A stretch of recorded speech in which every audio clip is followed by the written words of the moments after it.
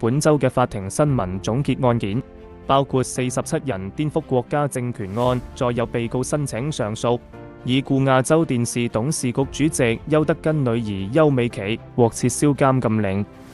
92簽醫院口岸炸彈案繼續盤問被告，以及黎智英涉勾結外國勢力案，由佢本人自辯時有好多唔記得。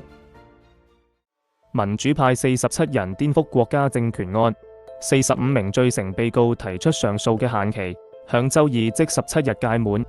響限期前，再有經過審訊判刑6年9個月嘅長毛梁國雄上訴判罪及刑期，再有認罪者判監4年5個月嘅黃子悅上訴刑期，另判刑嘅45人共有14人提出上訴。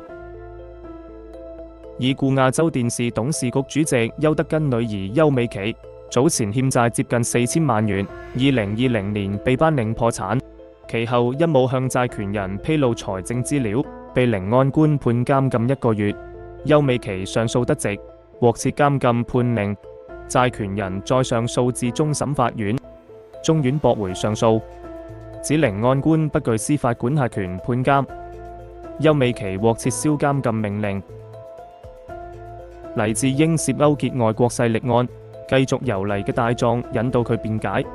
由於佢回答唔少引導提問時出現模棱兩可嘅態度，惹起法官不滿，曾經怒斥：唔係我可以咁講，我係問緊你。過程中亦有唔少解唔清嘅回答，好似黎聲言歐、澳、加同美國結盟制裁中國，香港就係國際社會對抗中國嘅槓桿。法官問佢係佢哋點樣利用香港啊？黎就改口話我冇話佢哋利用，其實都係答非所問。92簽醫院口岸炸彈案繼續由控辯雙方盤問第二被告李嘉賓，辯方提出李嘉賓願意毒死第一被告何卓維是主謀及金主，係因為警方用李嘉賓嘅女朋友威脅佢，要求佢合作，更加要佢承認提供不正確地址。李嘉賓終於妥協，